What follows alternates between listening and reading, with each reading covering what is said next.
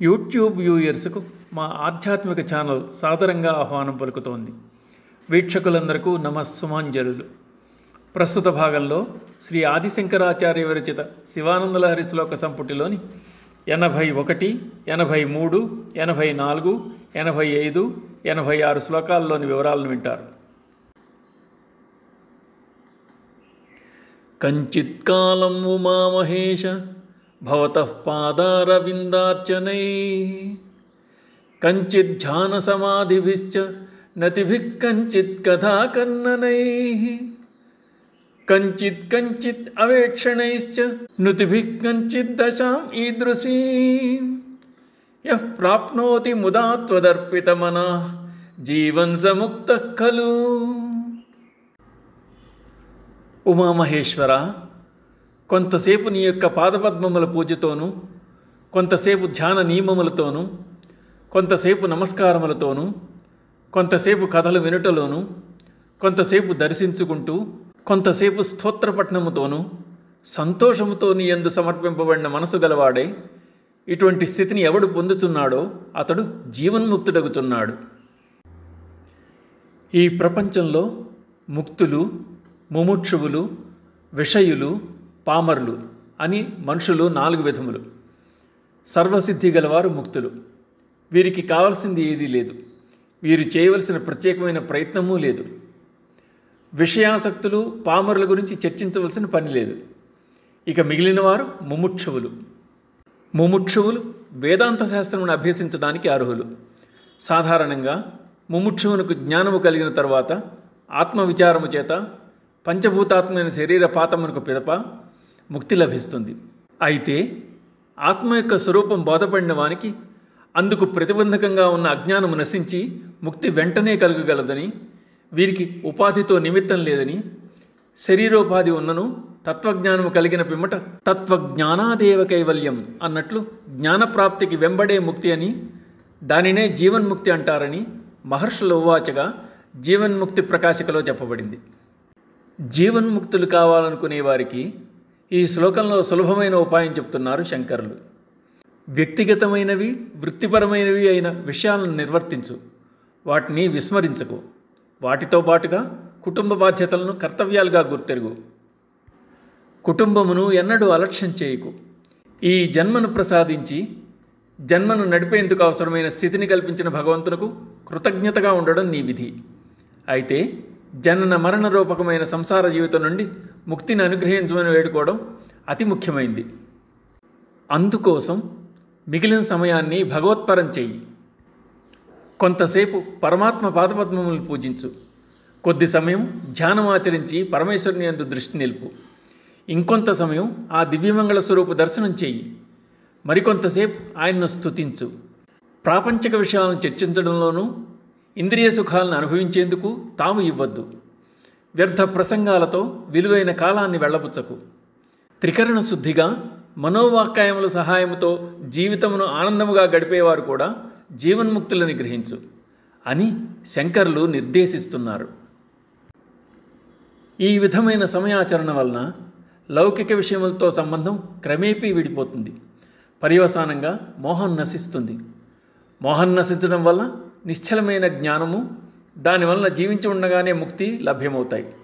అటువంటి వారు యోగులు.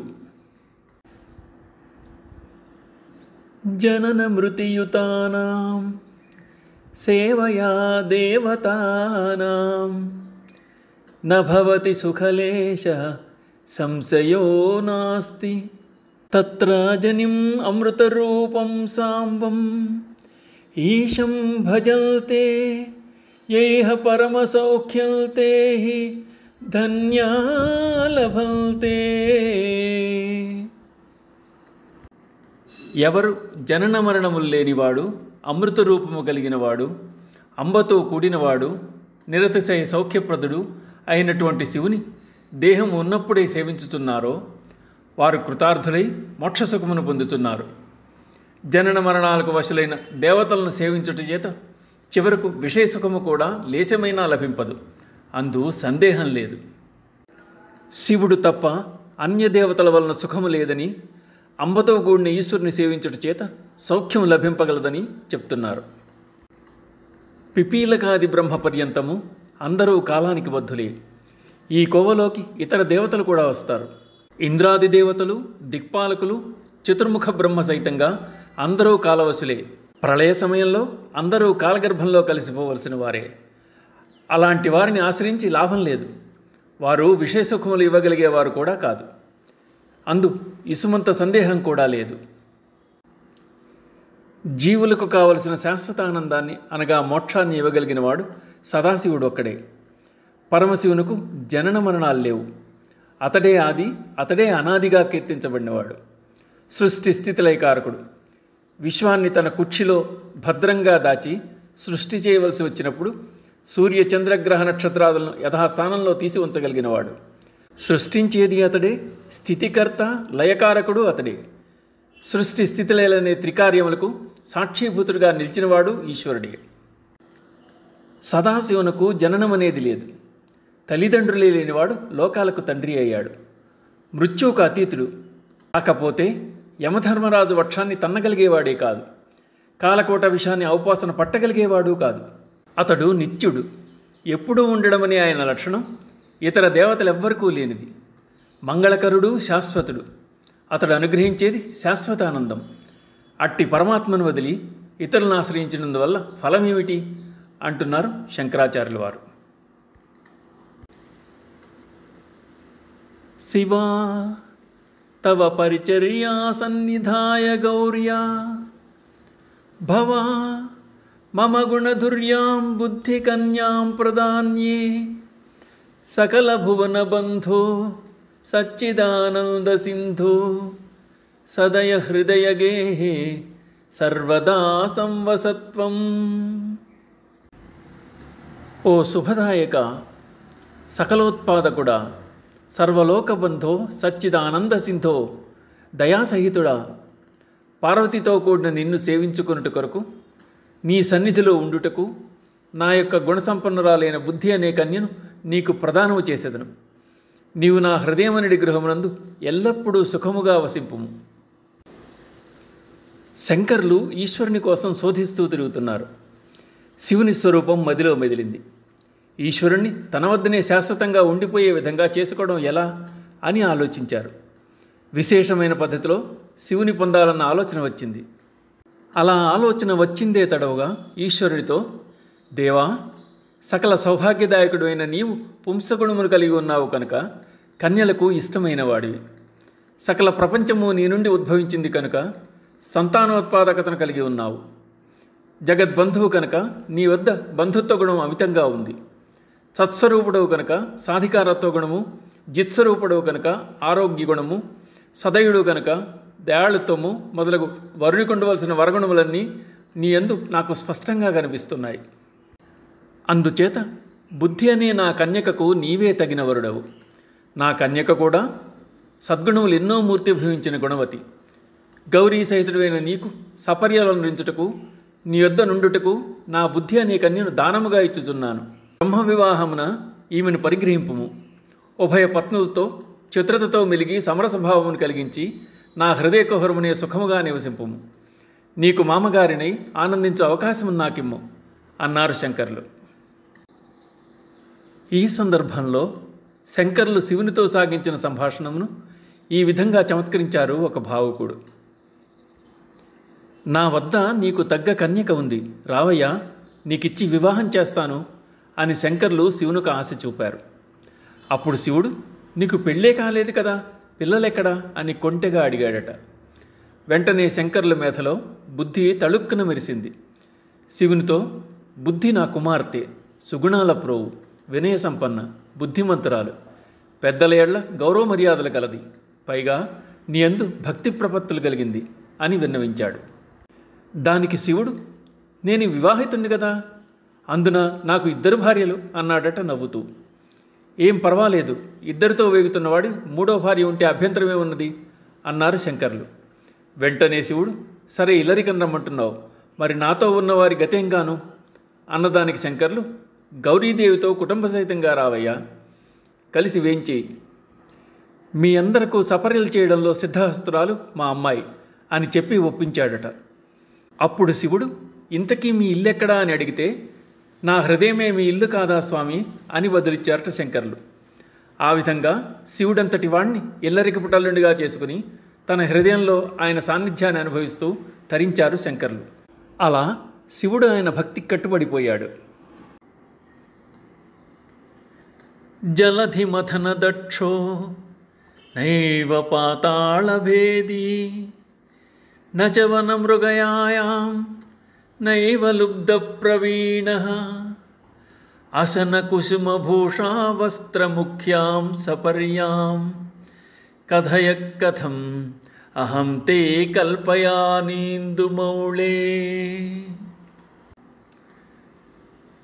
చంద్రశేఖర, నేను జలధిని ద్రచ్చగలవాడను గాను, పాతాళమును భేదించగలవాడను కాను, అడవిలోని మృగములను వేటాడ నేర్పుగల బోయను కానే కాను.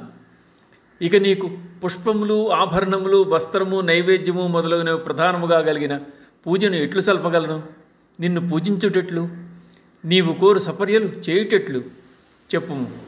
నేను సమర్థుణ్ణి కాను శంకర. భగవంతునకు షోడశోపచార నివేదన చేయలేను అనుకున్నప్పుడు ముఖ్యమైనవి పుష్పం, వస్త్రం, ఆభరణం, నైవేద్యం సమకూర్చుకోవాలి. స్వామికి వస్త్రం సమర్పించాలనుకుంటే సాధారణ వస్త్రాలు పనికిరావు. పూర్వం కాశీక్షేత్రంలో గజాసురుడనే రాక్షసుడు శివలింగాన్ని అర్చిస్తున్న బ్రాహ్మణులను వేధించేవాడు. ఆ రాక్షసుడు పెట్టే బాధలను భరించలేక వారు శివుని శరణుజొచ్చారు. శివుడు లింగమును భేదించుకుని వచ్చి గజాసురుణ్ణి సంహరించాడు. వాని చర్మం వలచి తనకు ఆచ్ఛాదనగా చేసుకున్నాడు. అప్పటి నుండి కరిచర్మాంబరధారిగా పిలువబడుతున్నాడు.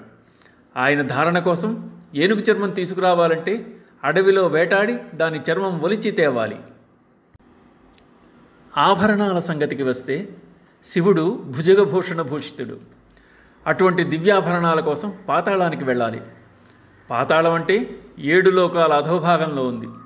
అతల, వితల, సుతల, తలాతల, మహాతల, రసాతలాలు దాటి కిందకు వెడితే గాని పాతాళం రాదు. ఆ పాతాళంలో శివాజ్ఞపై భయంకర విషసర్పాలతో కూడుకుని ఉన్న నాగలోకాన్ని పాలిస్తున్నవాడు వాసుకి. అతనిని మెప్పించి ఆభరణాలు తీసుకుని రావడం మృత్యు సదృశం. ఈశ్వరునకు నివేదించే ఆహారం దివ్యమైనదిగా ఉండాలి. అప్పుడు అది అమృతమే కావాలి. అమృతం కావాలంటే జలధిని మథించాలి. అమృతమే వస్తుందో లేక కాలకోట విషమే వెలువడుతుందో తెలియదు. ఇక పుష్ప విషయానికి వస్తే కోరినవన్నీ కురిపించే కల్పవృక్షాన్ని తీసుకుని రావాలి. దానికైనా సముద్రాన్ని వధించవలసిందే. ఇవన్నీ నా వల్ల సాధ్యమయ్యే పనులేనా అనుకున్న శంకరులు, స్వామి, వీటిలో దేనిని తీసుకురాగల శక్తి నాకు లేదు. అందుచేత సముద్రమథన సమయంలో నీవు మృంగిన విషమే ఆహారం అనుకో. నీ శిరమును ధరించిన నెలవంకే పుష్పం అనుకో.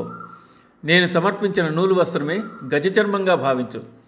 ఇక ఆభరణాల సంగతి అంటావా? నా మనసే నీకు ఆభరణం అనుకో అంటున్నారు శంకరాచార్యుల వారు. పూజా ద్రవ్య సమృద్ధయో విరచితా పూజాం కథం కుర్మహే పక్షిత్వం నచవా కిటిత్వం అపి న ప్రాప్తం మయా దుర్లభం జానే మస్తకం అంఘ్రిపల్లవం ఉమా జానేన తేహం విభో న జ్ఞాతం హి పితామహేన హరిణా తత్వే తద్రూపిణా. పార్వతీపతి, పూజాద్రవ్యములను సమృద్ధిగా సమకూర్చుకున్నాను, కానీ పూజను ఎట్లు చేయగలను? నీ శిరమును కానీ నీ పదపల్లవమును కానీ నేను ఎరుగను. ఒకవేళ తెలుసుకుందామనుకున్నా నేను హంసను కాలేను, వరాహ రూపం పొందలేను. ఆ విధంగా వేరు రూపములు ధరించుట నాకు దుర్లభం కూడా. అయినా హంస వరాహములుగా మారి నీ శిరమును పాదములో కనుగొంటకు ప్రయత్నించిన పితామహుడు బ్రహ్మ కానీ విష్ణుమూర్తి కానీ యథార్థముగా వాటి గురించి తెలుసుకోగలిగారా? లేదే. వారే తెలుసుకోలేనప్పుడు నేనెంతటి వాడను? పూజాస్థానములకు మీ శిరమును పాదములను నేను ఎట్లు కనుగొనగలను? ఎట్లు పూజింపగలవాడను? క్రితం శ్లోకంలో పూజాద్రవ్యాలను సేకరించి తీసుకుని రావడం అసాధ్యం కనుక ఉన్నదానితో సరిపెట్టుకోలేవా అన్న శంకర్లు, ప్రస్తుత శ్లోకంలో పూజ కోసమై అవసరమైన ద్రవ్యాలన్నింటినీ సిద్ధం చేసుకున్నాను, పూజ ప్రారంభించాలి, పూజలో భాగంగా అంగపూజ జరగాలి, విశ్వమంతా వ్యాపించి ఉన్న పరమేశ్వరుని ఏ విధంగా చూడాలి, అంగపూజ ఎలా చేయాలి అన్న సందిగ్ధంలో పడ్డారు. నీవెవరో కనుగొందామన్న బ్రహ్మ విష్ణులకే నీవు సాధ్యపడలేదు. నీ ఆద్యంతములు కనుగొనవలని వారు చేసిన ప్రయత్నం ఫలించలేదు. ఇక నేనెంతటి వాణ్ణి? నీవెవరో, ఎలా ఉంటావో ఎలా తెలుసుకునేది? జగత్తంతా నీవే నిండిపోయావు. పూజ చేయాలంటే ముందు నీ రూపమేదో తెలియాలి కదా. నీ ముఖారవిందమే నాకు తెలియదు. నీ పదపంకజములను చూసే భాగ్యం ఇంతవరకు కలగలేదు. నీ పూజ కోసం అన్నీ సమకూర్చుకున్నాను, కానీ పూజాస్థానము తెలియక తికమక పడుతున్నాను. పార్వతీ వల్లభ, హే పశుపతే, రూపాన్ని మార్చుకోవడం సృష్టికారకుడైన బ్రహ్మకు, స్థితికారకుడైన విష్ణువుకు మాత్రమే తెలియను. నేను మరాళముగా మారలేను, వరాహ రూపం ధరించలేను. అటువంటప్పుడు సర్వవ్యాపకుడైన నిన్ను చూచేదెట్లు మహేష? భవదీయ మస్తపదములను కాంచలేకున్నాను, అజ్ఞానుడను. విభో, నన్ను కరుణింపుము అంటున్నారు శంకరులు. పూర్వం అర్జునుడు కూడా కురుక్షేత్రంలో ఇదే సందిగ్ధంలో పడ్డాడు. ఎదురుగుండా విశ్వరూపాన్ని చూపిస్తున్నాడు కృష్ణ పరమాత్మ. అది చూచి కలత చెందిన అర్జునుడు, నభస్పృశం దీప్తమనేకవర్ణం వ్యాతాననం దీప్త విశాలనేత్రం దృష్ట్వా హి త్వాం ప్రవ్యధితాంతరాత్మా ధృతిం న విందామి శమం చ విష్ణో.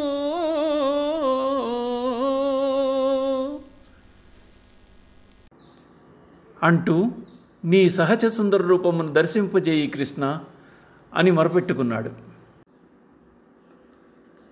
ఓం తత్సత్.